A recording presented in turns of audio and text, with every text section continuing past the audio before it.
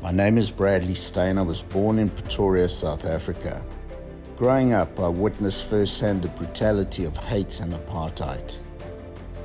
And as a teenager in 1988, I survived a massacre that would change the course of my life forever. And that's why I decided to take a stand and join the intelligence unit of Nelson Mandela's spy network. In the course of our dedicated efforts during that time, we successfully unearthed a sinister plot to assassinate Nelson Mandela at his 1994 inauguration. This was a pivotal moment in South African history. Would we go into civil war, or would there be peace? But it also marked a significant stride towards advancing human rights for all us South Africans. Little did I know, a hit was placed on us, and I just managed to escape South Africa and find refuge abroad. I used my experiences and my expertise and teamed up with leading security professionals, where I was fortunate enough to work with some of the most fascinating people in the world.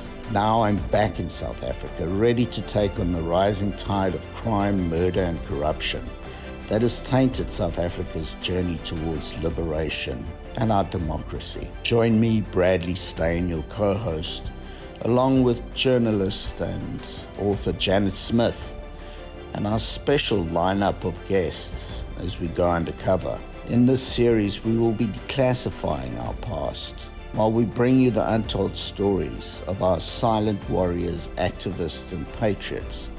We'll also get a different perspective from our youth, where our democracy is today, 30 years later. Through these conversations, together we can shape the future we aspire to. Baron Straydum's racist massacre on a public square in Pretoria was one of the defining events of the last years of apartheid. It was November 1988. Global condemnation and international boycotts were finally grinding the world's supremacist outpost to a halt. But even as expectations grew that there could be a peaceful transition to democracy, some, like Straydum, believed whites were being betrayed. The former policeman and army conscript set out to make his statement in the most horrifying way possible. In total, 8 black people were the victims of his rage. The blood that covered the piazza outside the State Theatre also came to mark the boundary between freedom and a form of captivity for Bradley Steyn, who was a teenager when he walked into the mass shooting. Bradley's life was spared by the killer because he was white. Yet that bloodied boundary was so destructive to his mental health that Bradley eventually put down those experiences and the astonishing true-life events which followed into a non-fiction thriller, Undercover with Mandela's Spies. This podcast takes you on a journey with Bradley and a number of extraordinary guests to examine the toll South Africa's battlefields has taken on our minds and how we can continue to work on our shared recovery.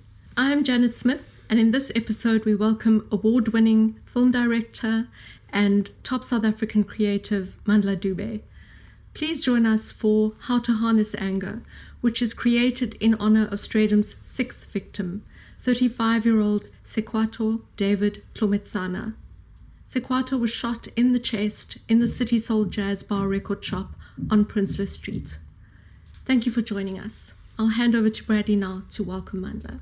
Mandla, thank you so much for being here. I'm very excited about this one because Mandla and his work has truly inspired so many South Africans, with his body of work that truly gives honor to the legacy and the memory and the heritage of our liberation stories. Mandla is the director of Kalushi, the Solomon Mahlangu movie. He's also the director of one of the hottest movies out on Netflix at the moment, Silverton Siege.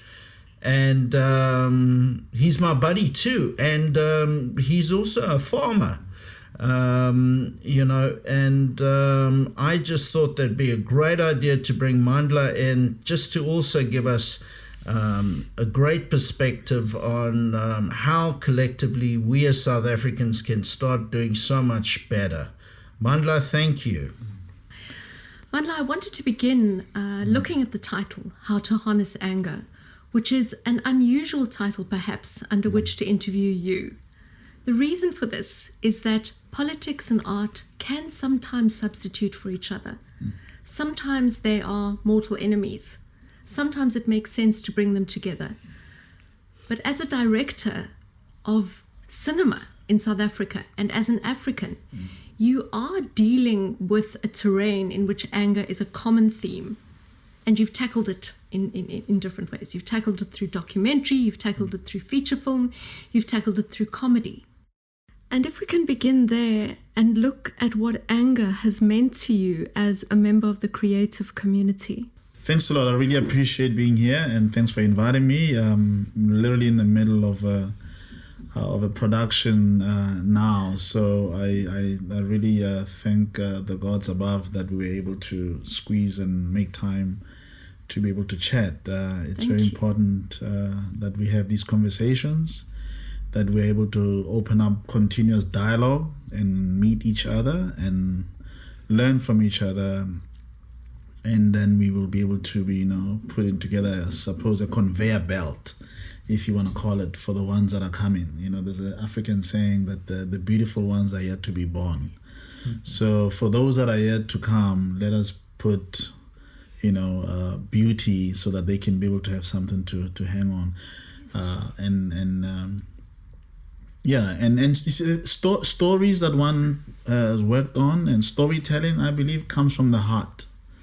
Right? So, I think when we approach storytelling from the heart, you are required to come with a certain sense of honesty, or you are required to come with a certain sense of truth.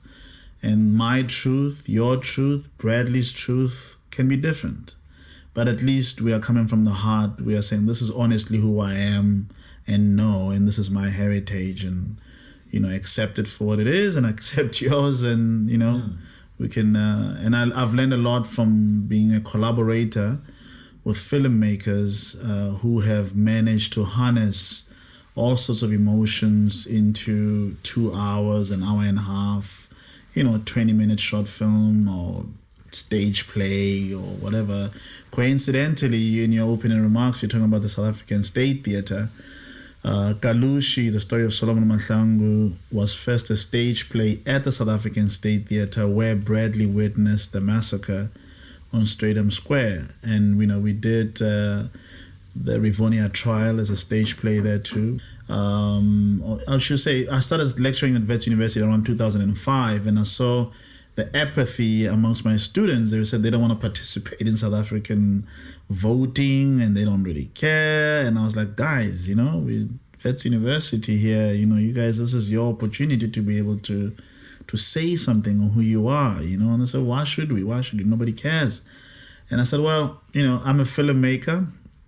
The content that I would love to make or produce or direct is really for you as my students, So literally, to tell you the truth, I came up with this concept called the Legends of Freedom series. And these Legends of Freedom were Kalushi, Solomon Mahlangu, the Rivonia trialists, and Silverton siege. And the city of Pretoria was a character in as far as these stories are concerned. And in my interviews and in my research, the city of Pretoria, being the capital, was the citadel of what represented apartheid, right? Anger, yes. As you're talking about. Yeah. So in doing the stage play, Kalushi, at the South African State Theatre, where you, Bradley, witnessed the massacre, was just was also cathartic. It was also healing, right? And coincidentally, we ended up shooting the film Kalushi at the Palace of Justice, inside the Palace of Justice, where Nelson Mandela and them were sentenced to go to prison for life. And we ended up shooting Silverton Siege at the Church Square, next to the Palace of Justice. as well, a stone throw away from the South African State Theatre. And inevitably, when we do the Rivonia trial, we're going to have to shoot at the South African State. We're going to have to shoot at the Church Square anyway, because the Palace of Justice is at the Church Square, another stone throw away from the South African State Theatre. So when you talk about anger and channeling anger, cinema gives us an opportunity to be able to look at ourselves on the screen and laugh, cry, heal, and a retrospective look. Yeah. It gives us an opportunity for us to do that. And the heritage, what I always say to my students as well, and it's the truth, when you go and watch a film, you bring your own background, and then we'll sit inside a dark room and we'll watch this magical experience in front of us. There are parts where I will laugh as an audience member. There are parts where you will cry, and I will be like, okay, for me, tears are not going to come down. I'll laugh, or So we all bring our own. That's why it's so magical to be able to. It's such a wonderful opportunity to be able to be a filmmaker. To be awarded the opportunity to tell a story. One of the films that I made as a cinematographer, directed by Mandla Dube, was on Robert Sobukwe. Sobukwe, a great soul. So when you learn about people like Sobukwe and what they went through, Sobukwe was a lecturer at Wits University, if I'm not mistaken. Yes. I think he was the first black lecturer at Wits University. I remember telling the students that you can't not want to participate in the politics of your country. Were you mad? Yeah. So that's what the response that I saw from my students were not wanting to participate. It was a catalyst for me to say, listen, I didn't go to film school. I didn't go through the whole experience of living in the United States and, not to tell these stories. So believe it or not, I was having a big challenge with the institution at Wits because they were not allowing, I felt, the students to go out there and touch cameras and tell these stories out in the field, right? They were not preparing them strongly enough to be able to participate meaningfully in the film industry. So there was it just came at the time when I also felt like I should just step out there and teach on the field with my students, and I think that was the best decision I made. So anger. One of my best friends is Teddy Matera, whose father just passed away, Uncle Don, may he rest in peace. And I remember asking Teddy, could you direct Kalushi?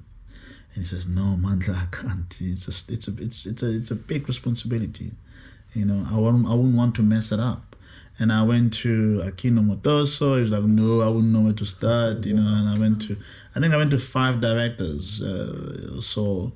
And then I came back to Teddy, and Teddy was like, you know why you can't find anybody to tell the story? It's because Solomon Mahlangu's spirit wants you to tell that story.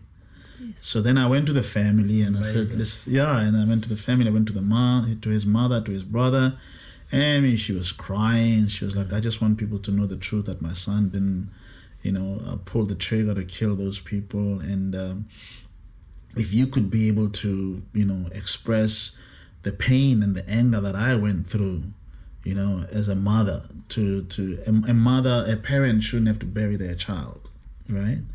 And I would be very happy. So they took me to Solomon Mahlangu's grave, and we did the proper. Actually, I remember going with you recently, right? We just went to his grave at the commemoration this year. Yeah.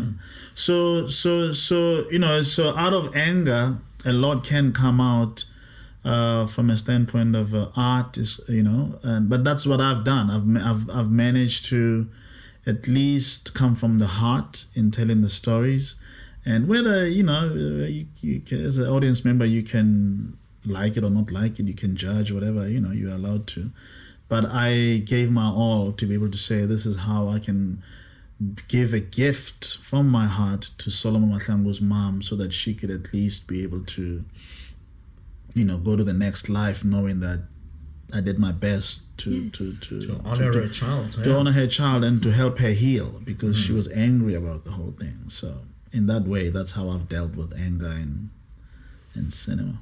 Remarkable. It is remarkable, and I think Mandla mentioning the United States is where I want to bring the two of you together in this discussion. We had a quick chat before this podcast started, and Mandla described the importance of having distance from where you grew up, especially if there's trauma attached to it, to create a different kind of art, important art, or to create meaning in your life. And Bradley, your experience was very similar. Once you got to the United States, you were able to get some perspective on the trauma you had experienced. So perhaps let's return to Mandla first and talk about how that distance made you a better South African. Is that correct?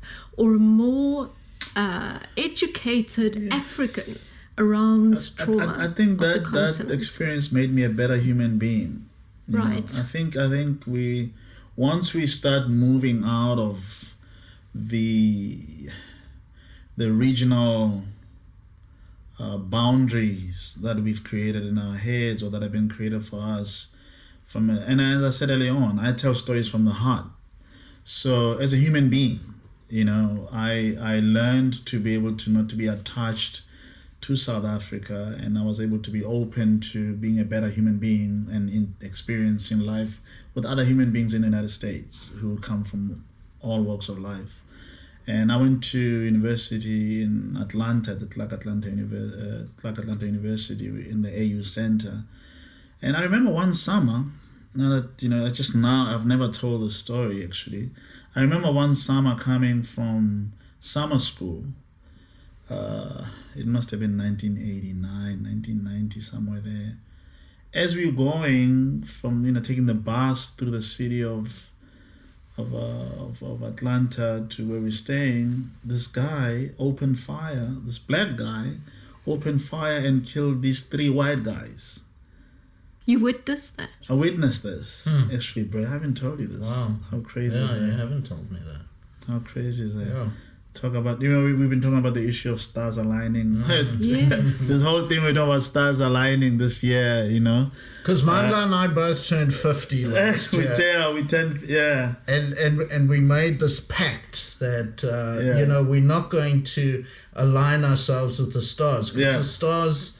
Yeah, so the whole thing is that the stars have been aligned for the past 8 billion years, God knows how long, And in a creative industry, we have this tendency of saying, if the stars align, And I think to myself, like, what an arrogant, it's such an arrogant thing to say. If the stars align, we need to align ourselves to the stars, right? Yeah. So I think we are aligning, and I'm now just remembering that your experience of what you saw in South Africa as a teenager is something that I experienced when I was about 19 years old. Yeah, in the late 80s. In the late 80s in Atlanta, right? Where this guy was just going around in the city of Atlanta shooting at white people, Wow. So anger and the politics of South Africa and the US are very similar. Very similar, So this guy just opened up fire and shot these 3 businessmen who had come into the city for whatever reason, and they obviously didn't get to see their loved ones. That was their last time.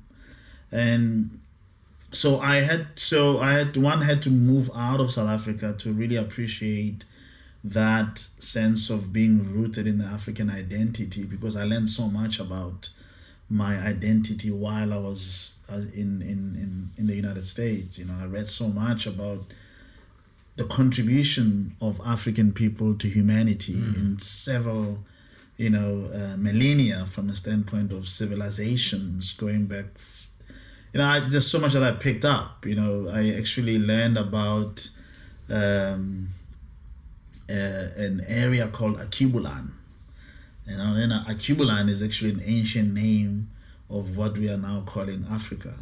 And if you look at the Akibulan map, that's right. The map of Africa is upside down. The map of the world is upside down, where Africa, where we are now in Cape Town, is actually at the top. and not at the bottom. And if you think about it, that's actually how we should be looking at our worldview should be Afrocentric in that way, because humanity started here and went into the rest of the planet, right? So we've been looking at the world from a colonial point of view, which has Europe at the top and then Africa at the bottom, right? So no wonder we are so messed up, because we are thinking of ourselves in a very warped way as humanity, right? So there's a lot that I picked up at university while I was there, and I was able to bring, so I made a pact with myself to say, I will make films that will conscientize humanity wherever I go as a filmmaker, and use cinema as a platform and tool to deliver that, whatever you want to call it, message, whatever. Yeah. So that's really, so for me, cinema is a platform of being able to take a loud hailer and say, this is who I am, this is where I come from.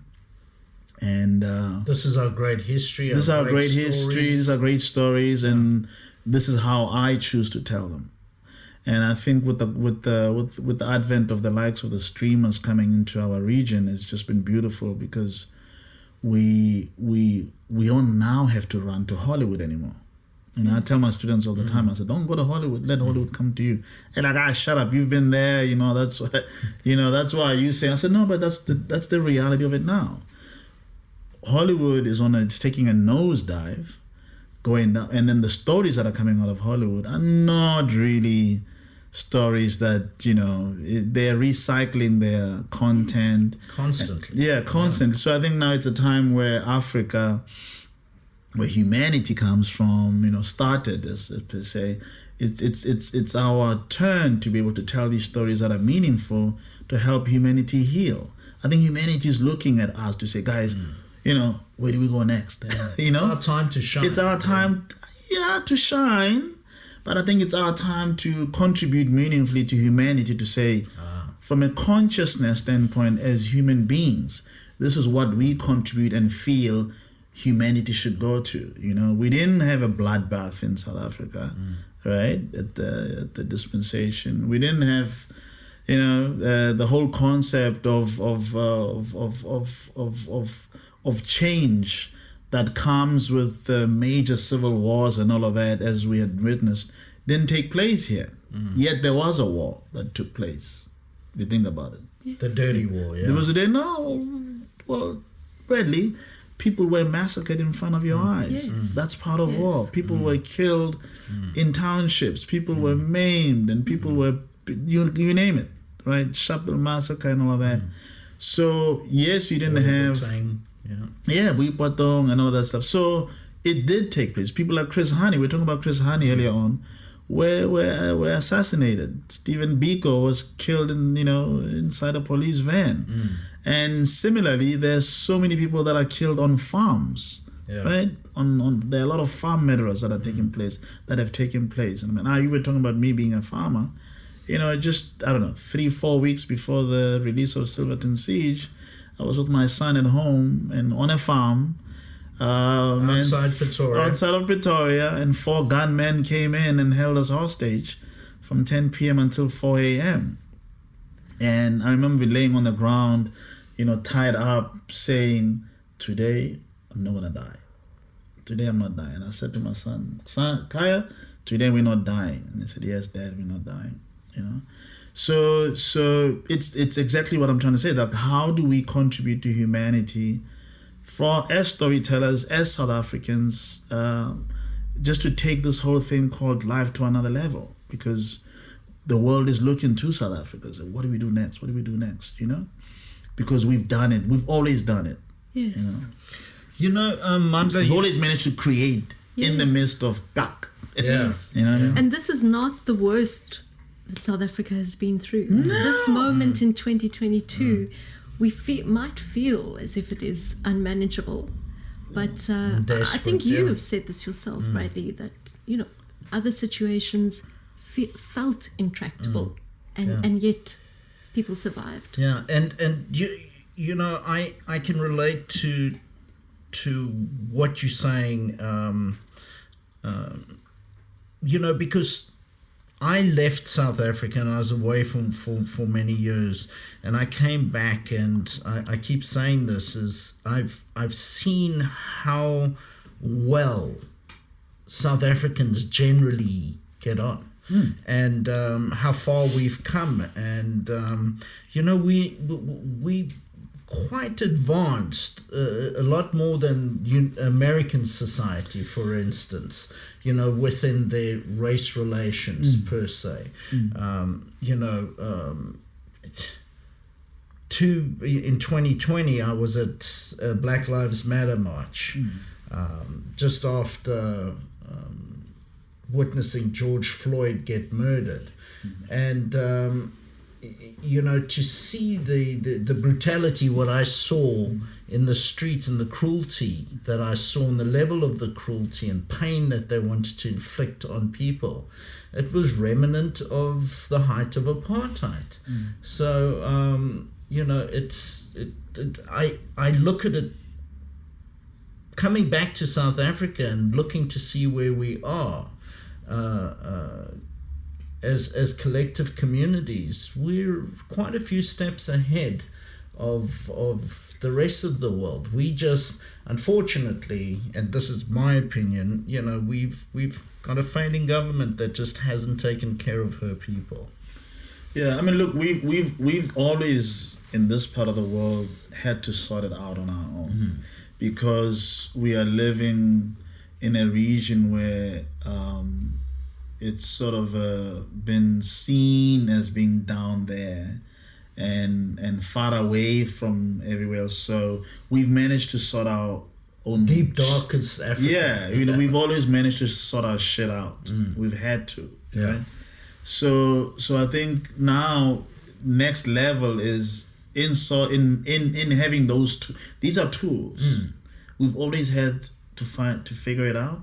So that we empowered ourselves in finding tools. What are those tools? One of the most simple tools is a sport called rugby. We always find a way of being able to sit there and people cry, rugby game and all that stuff. It's something that sport has always managed to connect us, right? And I think it's a thing of how do we now let those tools be taken to areas that have not had resources in South Africa, have not had resources to be able to have that growth take place of healing, because we've always managed to do that. Gotcha. Even in the height of apartheid, South Africa was somehow we were able to do that. We were just having an interesting conversation just the other day about food security. Yes, I was just telling you about that. Yes, I'm so glad you brought that up. I was just telling you, there's a conversation apparently that Fidel Castro was having with some of the comrades in ANC and Mandela and them. He's like, so what's the plan, guys? Going forward, what are you going to do and all that? So, and then he asked, like, do you know how many people live in a particular area? How are you going to feed them? It's like, well, we don't know. It's like, well, how the hell are you going to be able to take care of people to have food security when you don't even know how many people you have that stay, in a particular area? That need to be fed. So Cuba doesn't have a food security problem because they know how many people live in respective regions, and then they know how many people need to be fed. They don't have a problem of health because those things are key and number one on their list. Priorities. And they're a priority. So there's been a big, disconnect in as far as priorities are concerned here from a standpoint of issues like health and food security. We don't know how many people... Education. And education. Well, of course, well, the biggest problem is that, we haven't put our children first. We haven't put our poorest communities first, and and that's been the biggest problem. The biggest problem has been people that we've elected into power enriching themselves. So Bradley, as you know, Mandla, since Bradley is somebody you connect with, and as you say you align with. I mean, Bradley tends to bring a lot of this back to politics. Yeah. And he can't help it. He can't help it. And I think there is because this is my way I'm activating. That's right. How I act, my activism now is I can't physically go and do it and do what I used to do. So I'm trying to do it through art now. And you're to return to that theme of anger. You are angry with your movement. You have an inability to come to terms with the disappointment and the frustration that you feel. And Mandla, I'm thinking about a really great man here who you have said taught you a lot in Jibril Diop Mambeti, the great Senegalese film director. Oh, really? Where did you get that? That's like insane. Janet's an incredible researcher. I'm telling you. Oh my God, But also, Jibril. I had the joy of interviewing him once. Oh my God. It was one of the greatest moments in terms of journalism. But you said that he taught you Zen. Yeah. What? Okay, what was that about? So it was in mid 1990s, right? I was a Rasta. I had long dreads and at the time, and then there was this whole. It was difficult for one to get into the film industry in the early 90s. I was a cinematographer. So before coming to South Africa, I left South Africa when I was about 15 years old. Went to the US and then finished high school there. I went to study in Atlanta and then got married and then came back here. And I came here with a body of work because as a cinematographer, I'd done a lot of work behind the camera. And, I got known as this guy, talk to the African guy, in the US. He'll shoot, you'll work well. So I did a lot of music videos and I came back with a body of work as a cinematographer. And I felt like, that's something I could contribute locally as a filmmaker. And it was difficult for me to come in because it was in the early 90s at the early parts of transition in South Africa. And there were a lot of cinematographers who were white guys and older white men who just didn't see fit. How does a black cinematographer enter the space and where did you get it just didn't, it wasn't in their radar that could even take place. So I became angry. And then there came an opportunity for us to go to the Cannes Film Festival. And I was one of the guys that went to the Cannes, Kodak at the time. We were shooting on Kodak film stock at the time. Kodak sponsored the whole thing. So there I was then in Cannes with my ex-wife and one of the filmmakers that where I ran into Jibril at La Crozette under the pavilion at the Cannes Film Festival. Literally walking there, and then I'm angry of that. I run into this guy, boom, tall, giant, yes. and he stops me. He held me. He's like, he just looked at me. It was this, like get out of my way kind of thing, right? Because I was just very angry. And then he took me to a place at the back of, from away from the main road. I think it was behind there's a hotel called the Majestic. That's behind the hotel there. And then we went into this coffee shop. He didn't say a word. Sat with me, sat down, and he ordered me coffee. So I said, who are you? Then I asked, who's this guy? And that's Jibril. I'm like, who's Jibril? And this is Jibril Diop Mambeti. So, then he started, and then he took out a pen and draw what he later said is who I am, right? Like it's like he drew a flower, and he said, "That's he said that's you," and I said. So that's what I'm saying. He taught me Zen. This is a guy that out of nowhere phenomenal. Yeah.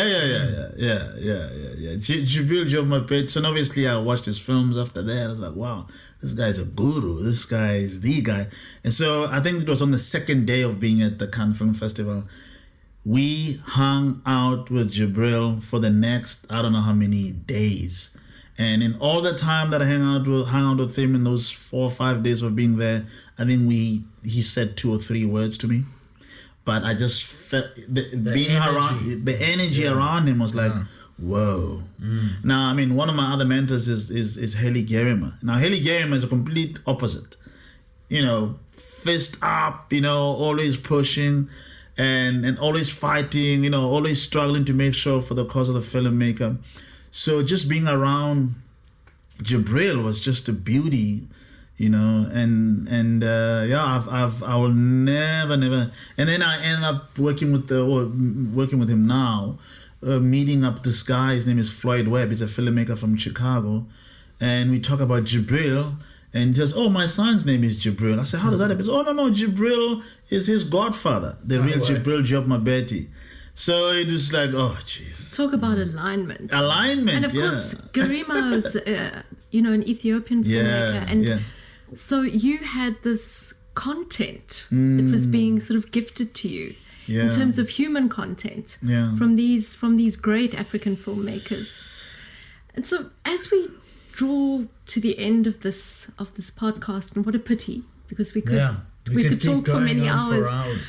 I wanted to ask each of you, art and anger, politics, all of these issues that come together in creative people, and then they make something else out of it.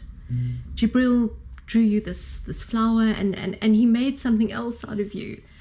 So this is dealing with mental health, right? Because when you are able to harness anger and create something else out of it that reaches, into the hearts of other people, it's very meaningful.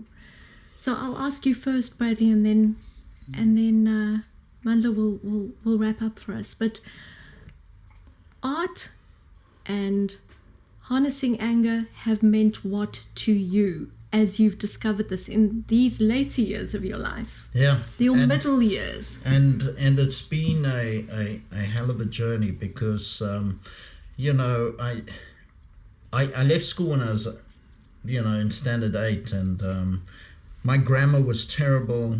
Later on, I ended up marrying this amazing woman who was a school teacher who taught me how to put sentences together, and I started writing my book, and people just kept encouraging me to put my book out and get it out, and my book came out, and I was surprised it became a bestseller, and I was very, very grateful and very excited about that. And then later on I met Mandla, and I said to Mandla, how did you make Kalushi? How did you write it? How did you do this? And he's like, you must just write it. You must just try your best and just write it. Screenwriting is completely different, and it's a completely different animal. But Mandla has been kind enough to encourage me to use my activism in a different way, not to use it at the sharp end of the sword anymore, but to do it through creative processes. So, and it's so ironic because I probably would have ended up in theatre or in the arts if I didn't witness the massacre, because my mother was in arts and I loved the arts, and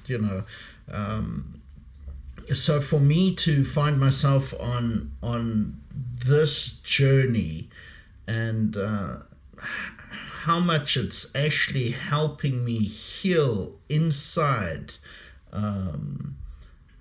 is actually remarkable. The whole process of doing things creatively and being on this creative journey with with this guy and these people that I've surrounded myself with. Janet, for instance, helped me write, helped Mark Fine and I finish our book, and it's just been an incredible journey. So I'm just very blessed. And without art, Mandla, I'm gonna read something here. Yes. It says, to live a creative life, we must lose our fear of being wrong.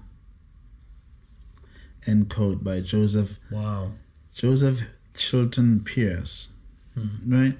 So it's part of that. You have to let go and let go to let go so that you can be.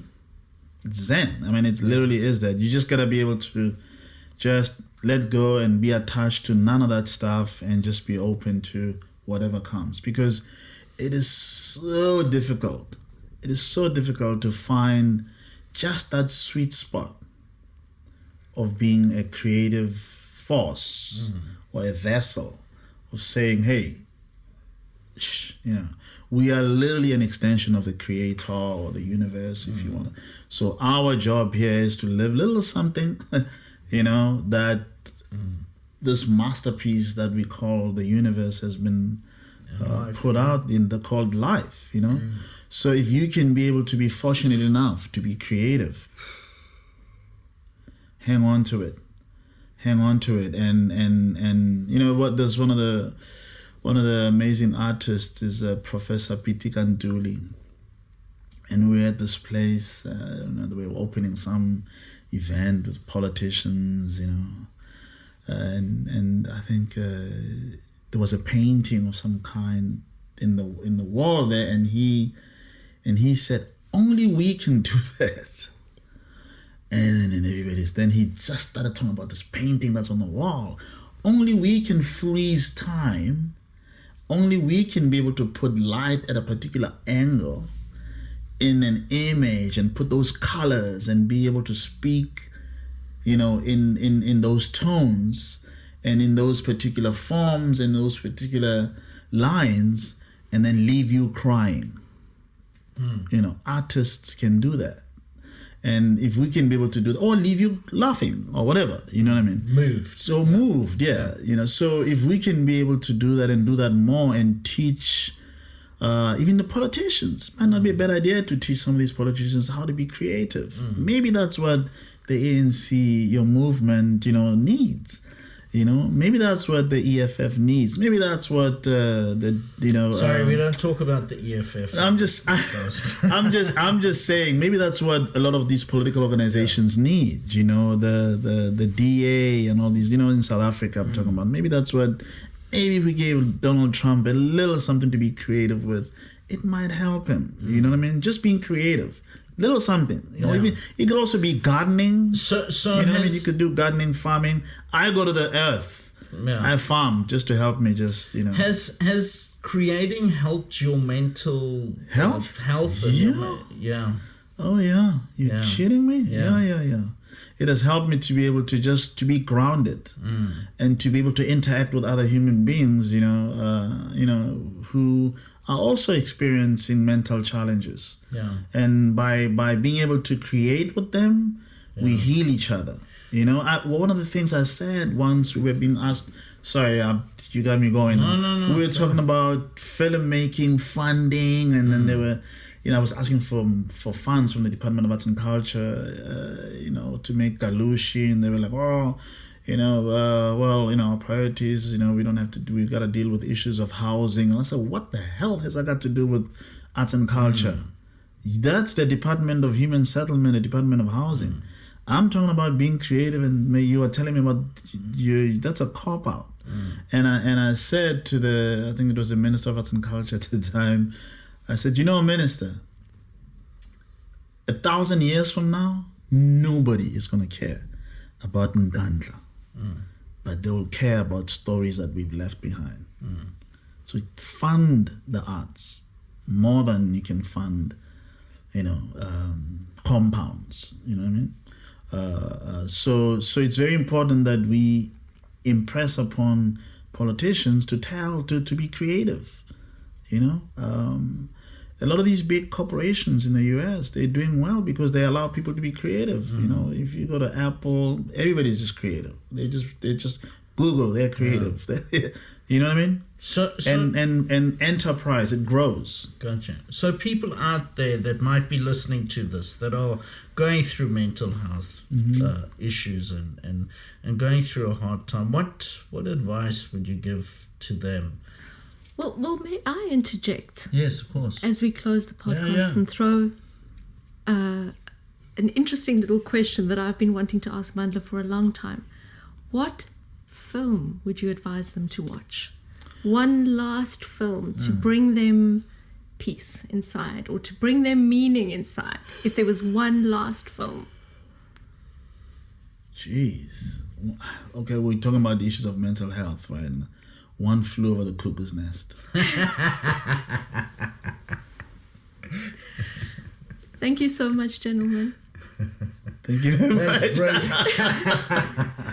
Watch One Flew Over the Cuckoo's Nest, you know?